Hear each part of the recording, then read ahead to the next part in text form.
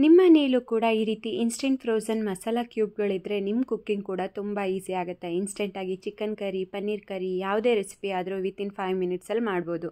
Hi all, welcome back to my channel. ನಾನು ನಿಮ್ಮ ಮಂಗಳ ಚೇತನ್. ನೀವೇನಾದರೂ ಈ ಚಾನಲ್ಗೆ ಫಸ್ಟ್ ಟೈಮ್ ಭೇಟಿ ಕೊಟ್ಟಿದ್ರೆ ಮಿಸ್ ಮಾಡದೆ ಲೈಕ್ ಮಾಡಿ, ಶೇರ್ ಮಾಡಿ, ಹಾಗೆ ಸಬ್ಸ್ಕ್ರೈಬ್ ಮಾಡಿ.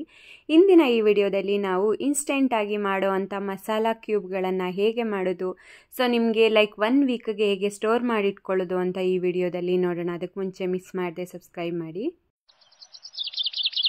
ನಾನಿಲ್ಲಿ ಒಂದು ಬಾಣಲಿಗೆ ಸುಮಾರು 2 ಸ್ಪೂನಷ್ಟು ಎಣ್ಣೆಯನ್ನು ಹಾಕ್ಕೊಂಡು ಇದಕ್ಕೆ 3 ಏಲಕ್ಕಿ, ಹಾಗೆ 2 ಇಂಚು ಚಕ್ಕೆ, ಒಂದು 7 ರಿಂದ 8 ಲವಂಗ, 1 ಸ್ಪೂನಷ್ಟು ಸೋಂಪು ಮತ್ತು 2 ಪಲಾವ್ ಎಲೆಯನ್ನು ಹಾಕ್ಕೊಂಡಿದ್ದೀನಿ. ಇದಕ್ಕೆ ಸುಮಾರು ಒಂದು 3 ಇಂಚಷ್ಟು ಶುಂಠಿ, ಹಾಗೆ ಅದರ ಡಬಲ್ ಕ್ವಾಂಟಿಟಿ ಬೆಳ್ಳುಳ್ಳಿ, ಒಂದು 3 ಹಸಿರು ಮೆಣಸಿನ್ಕಾಯಿ, ಒಂದು 7 ರಿಂದ 8 ಕೆಂಪು ಮೆಣಸಿನ್ಕಾಯಿನ ಹಾಕ್ಕೊಂಡು 1-2 ನಿಮಿಷ ಫ್ರೈ ಮಾಡ್ಕೊಂಡಿದ್ದೀನಿ. ಹಾಗೆ ಇದಕ್ಕೆ ಸುಮಾರು 2 ದಪ್ಪ ಈರುಳ್ಳಿ, ಸಣ್ಣದಿದ್ದರೆ 3 ಈರುಳ್ಳಿಯನ್ನು ಹಾಕ್ಕೊಂಡು ಚೆನ್ನಾಗಿ ಫ್ರೈ ಮಾಡ್ಕೋಬೇಕು. ಈರುಳ್ಳಿ, ಶುಂಠಿ, ಬೆಳ್ಳುಳ್ಳಿ ಹಸಿ ಸ್ಮೆಲ್ ಹೋಗೋವರೆಗೂ ಇದನ್ನು ಚೆನ್ನಾಗಿ ರೋಸ್ಟ್ ಮಾಡ್ಕೋಬೇಕು. ನಾನೀಗ ಒಂದು 6 ರಿಂದ 7 ಟೊಮೆಟೊವನ್ನು ಈ ರೀತಿ ಕಟ್ ಮಾಡಿ ಹಾಕ್ಕೊಳ್ತಾ ಇದ್ದೀನಿ. ಈರುಳ್ಳಿಯ ಡಬಲ್ ಕ್ವಾಂಟಿಟಿ ಟೊಮೆಟೊ ಇರಬೇಕು, ಹಾಗಾಗಿ ಕರಿ ಟೇಸ್ಟ್ ಚೆನ್ನಾಗಿ ಬರುತ್ತೆ. ಇದಕ್ಕೆ ಒಂದು ಅರ್ಧ ಸ್ಪೂನಷ್ಟು ಉಪ್ಪನ್ನು ಹಾಕ್ಕೊಂಡು ಒಂದು 5 ನಿಮಿಷ ಚೆನ್ನಾಗಿ ಬಾಡಿಸ್ಕೊಳ್ಳಿ. ನೋಡಿ, ಒಂದು 5 ನಿಮಿಷ ಚೆನ್ನಾಗಿ ಬಾಡಬೇಕು. ಟೊಮೆಟೊ ಮತ್ತು ಮಸಾಲ ಎಲ್ಲ ಚೆನ್ನಾಗಿ ಹಸಿ ಸ್ಮೆಲ್ ಹೋಗಬೇಕು. ಸೊ ಈಗ ಇದಕ್ಕೆ 2 ಹಿಡಿಯಷ್ಟು ಹುರಿಗಡಲೆ, ಹಾಗೆ ಒಂದು 10 ನೆನೆಸಿರೋ ಅಂಥ ಗೋಡಂಬಿ ಮತ್ತು ಸ್ವಲ್ಪ ಕೊತ್ತಂಬರಿ ಸೊಪ್ಪನ್ನು ಹಾಕ್ಕೊಂಡು ಮತ್ತೆ ಬಾಡಿಸ್ಕೊಳ್ಳಿ. ನೀಟಾಗಿ ಎಲ್ಲ ಮೀಡಿಯಮ್ ಫ್ಲೇಮಲ್ಲೇ ಫ್ರೈ ಮಾಡ್ಕೊಂಡು ಒಂದು 4 ನಿಮಿಷ ಆಗಲಿ. ಅದಾದ ನಂತರ ಲಿಡ್ಡನ್ನು ಕ್ಲೋಸ್ ಮಾಡಿ ಮೀಡಿಯಮ್ ಫ್ಲೇಮಲ್ಲೇ ಒಂದು 5 ನಿಮಿಷ ಬಿಡಿ. ಅದು ಚೆನ್ನಾಗಿ ನೀರು ಬಿಟ್ಟು ಬೆಂದ್ಕೋಬೇಕು. ನೋಡಿ, ಈಗ ಒಂದು 5 ನಿಮಿಷ ಆಗಿದೆ. ಟೊಮೆಟೊ ಕೂಡ ನೋಡಿ ಎಷ್ಟು ಚೆಂದ ಸ್ಮ್ಯಾಶ್ ಆಗೋ ಥರ ಬೆಂದಿದೆ. ಇಷ್ಟು ಬೆಂದಾಗ ಇದನ್ನು ಆರೋದಕ್ಕೆ ಬಿಟ್ಬಿಡಿ. ಈಗೆಲ್ಲ ಆರಿದೆ. ಒಂದು ಮಿಕ್ಸರ್ ಜಾರ್ಗೆ ಹಾಕ್ಕೊಂಡು ನಾನು ಬ್ಲೆಂಡ್ ಮಾಡ್ಕೊಳ್ತಾ ಇದ್ದೀನಿ. ಸೊ ನಿಮಗೆ ಟೈಮ್ ಇಲ್ಲ, ನೀವೇನಾದರೂ ವರ್ಕಿಂಗ್ ವುಮೆನ್ಸ್ ಅಂದರೆ ನೀವು ಈ ರೀತಿ ಪ್ರೊಸೀಜರ್ನ ಫಾಲೋ ಮಾಡ್ಬೋದು. ಆಗ ಇನ್ಸ್ಟೆಂಟಾಗಿ ನಿಮ್ಗೆ ಏನಾದರೂ ಕರಿ ಮಾಡಬೇಕು ಅಂದರೂ ಬೇಗ ಆಗುತ್ತೆ ಮತ್ತು ಟೈಮ್ ಜಾಸ್ತಿ ಕನ್ಸ್ಯೂಮ್ ಆಗಲ್ಲ. ಸೊ ನೋಡಿ, ನಾನು ಈಗ ಎಲ್ಲವನ್ನು ಕೂಡ ಈ ರೀತಿ ರುಬ್ಕೊಂಡು ಒಂದು ಬೌಲ್ಗೆ ಟ್ರಾನ್ಸ್ಫರ್ ಮಾಡಿ ಇಟ್ಕೊಳ್ತಾ ಇದ್ದೀನಿ. ಸೊ ಇದನ್ನು ಸ್ವಲ್ಪ ನೀರನ್ನು ಕೂಡ ಹಾಕ್ಕೊಂಡು ರಿನ್ಸ್ ಮಾಡಿ, ನೀರಾದಷ್ಟು ಮಿನಿಮಮ್ ಯೂಸ್ ಮಾಡಿ. ನೆಕ್ಸ್ಟ್ ಅದೇ ಬಾಣಲಿಗೆ ಒಂದು 2 ಸ್ಪೂನಷ್ಟು ಎಣ್ಣೆ, ಹಾಗೆ 1 ಸ್ಪೂನಷ್ಟು ಜೀರಿಗೆಯನ್ನು ಹಾಕ್ಕೊಂಡು ರುಬ್ಬಿಟ್ಕೊಂಡಿರೋ ಅಂಥ ಮಸಾಲ ಮಿಕ್ಸ್ಚರನ್ನು ಹಾಕ್ಕೋಬೇಕು. ಸೊ ಇದನ್ನು ಚೆನ್ನಾಗಿ ಎಣ್ಣೆ ಹೋಗೋವರೆಗೂ ಚೆನ್ನಾಗಿ ಬಾಡಿಸ್ಕೋಬೇಕು.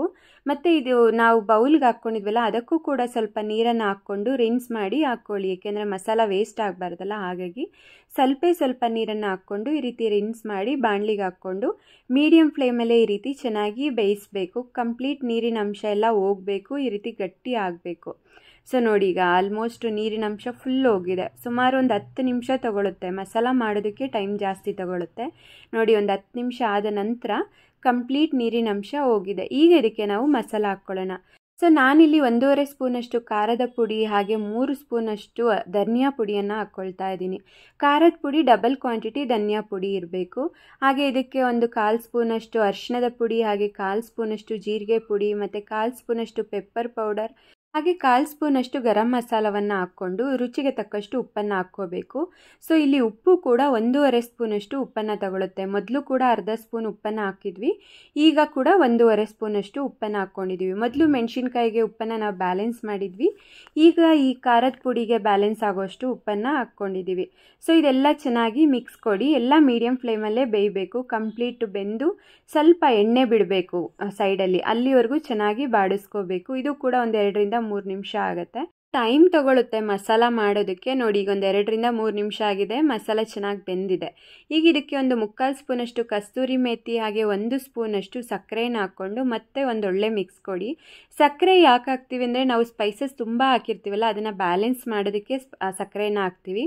ಸಕ್ಕರೆ ಹಾಕಲಿಲ್ಲ ಅಂದರೆ ಅಷ್ಟು ಟೇಸ್ಟ್ ಬರಲ್ಲ. ಮತ್ತು ಕಸ್ತೂರಿ ಮೇಥಿ ಅಂತೂ ನೀವು ಯಾವುದೇ ಕರಿ ಮಾಡಿದ್ರೂ ಒಳ್ಳೆ ಫ್ಲೇವರ್ ಕೊಡುತ್ತೆ, ಹಾಗಾಗಿ 2 ಹಾಕಿದ್ದೀವಿ. ಈಗ ಎಲ್ಲ ಮಿಕ್ಸ್ ಆಗಿದೆ, ಆರೋದಕ್ಕೆ ಬಿಟ್ಬಿಡಿ. ಈಗ ನೋಡಿ, ಕಂಪ್ಲೀಟ್ ಆರಿದೆ. ಇದನ್ನು ಒಂದು ಸಿಲಿಕಾನ್ ಮೌಲ್ಡರ್ಗೆ ಟ್ರಾನ್ಸ್ಫರ್ ಮಾಡ್ತಾ ಇದ್ದೀನಿ. ಈ ರೀತಿ ದೊಡ್ಡ ಮೌಲ್ಡರ್ ಇದ್ದರೆ ಸುಮಾರು 1 ಮೌಲ್ಡಿಂದ ನೀವು ಕ್ಯೂಬ್ಸ್ ತೊಗೊಂಡ್ರೆ ಸುಮಾರು 3 ಜನಕ್ಕೆ ಮಾಡ್ಬೋದು. ಸೊ ಹಾಗಾಗಿ 1 ವೀಕ್ಗೆ ಬರುತ್ತೆ ಇದು. ಈ ರೀತಿ ಸಿಲಿಕಾನ್ ಮೌಲ್ಡ್ಗೆ ಟ್ರಾನ್ಸ್ಫರ್ ಮಾಡ್ಕೊಳ್ಳಿ ನೀಟಾಗಿ. ಸೊ ಫುಲ್ ಆರಿರಬೇಕು ನೀವು ಮಸಾಲಾನ ಟ್ರಾನ್ಸ್ಫರ್ ಮಾಡಬೇಕಾದ್ರೆ.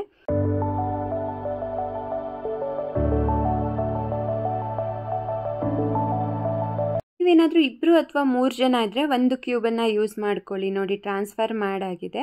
ಸೊ ಇದನ್ನು ಡೀಪ್ ಫ್ರೀಝರಲ್ಲಿ ಒಂದು ಫುಲ್ ನೈಟ್ ಬಿಡ್ತೀನಿ. ಸೊ ನೆಕ್ಸ್ಟ್ ಡೇ ನೋಡಿ ಕಂಪ್ಲೀಟ್ ಫ್ರೀಸ್ ಆಗಿದೆ. ಆ್ಯಕ್ಚುಲಿ ಇದಕ್ಕೆ ಕವರ್ ಇಲ್ಲದೆ ಇರೋದ್ರಿಂದ ನಾನು ಈ ರೀತಿ ಒಂದು ಬಾಕ್ಸ್ಗೆ ಹಾಕಿ ಎತ್ತಿಡ್ತೀನಿ. ಸೊ ನೋಡಿ ಈ ರೀತಿ ಎತ್ತಿಟ್ಟಿದೆ. ಇದು ಕಂಪ್ಲೀಟ್ ಕೂಲ್ ಆಗಿದೆ, ಇದಕ್ಕೆ ವಾಟರ್ ಏನೂ ಹೋಗಿರಲ್ಲ. ಸೊ ನೋಡಿ ಈಗ ಕ್ಯೂಬ್ಸ್ ಕೂಡ ಎಷ್ಟು ಚೆನ್ನಾಗಿ ರೆಡಿ ಆಗಿದೆ ಅಂದ್ಬಿಟ್ಟು.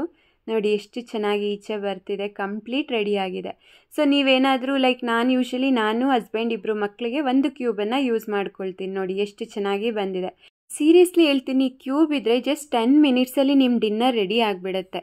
ಸೊ ನೋಡಿ ಈಗ ಈ ಕ್ಯೂಬ್ ಎಷ್ಟು ಚೆನ್ನಾಗಿ ಆಗಿದೆ ಅಲ್ವಾ. ಈಗ ಕರಿ ಮಾಡೋದು ಹೇಗೆ ಅಂತ ನೋಡೋಣ ಬನ್ನಿ. ಒಂದು ಬಾಣಲಿಗೆ ಸುಮಾರು 1 ಸ್ಪೂನಷ್ಟು ಎಣ್ಣೆ ಈ ಕ್ಯೂಬನ್ನು ಇಟ್ಟು ಸ್ವಲ್ಪ ಒಂದೇ 1 ನಿಮಿಷ ಬಿಸಿ ಮಾಡಿ. ನೋಡಿ ಇದು ಸ್ವಲ್ಪ ಎಣ್ಣೆಯಲ್ಲಿ ಸ್ವಲ್ಪ ಮಸಾಲ ಹೊಂದಿದ್ರೆ ಸಾಕು. ಇದಾದ ನಂತರ ಇದಕ್ಕೆ ಅರ್ಧ ಗ್ಲಾಸಷ್ಟು ನೀರನ್ನು ಹಾಕ್ಕೊಂಡು ಲಿಡ್ ಕ್ಲೋಸ್ ಮಾಡಿ ಒಂದು 5 ಮಿನಿಟ್ಸ್ ಬಿಡಿ. ಆ ಹೀಟಿಗೆ ಫುಲ್ಲು ಫ್ರೋಝನ್ ಆಗಿರೋಂಥ ಮಸಾಲ ಕಂಪ್ಲೀಟ್ ಮೆಲ್ಟ್ ಆಗಿಬಿಡುತ್ತೆ. ನೋಡಿ ಈಗ ಸ್ಪೈಸ್ ರೆಡಿ, ಬೇಸ್ ರೆಡಿ. ಇದಕ್ಕೆ ನೀವು ಏನು ಬೇಕಾದರೂ ಹಾಕ್ಕೋಬೋದು.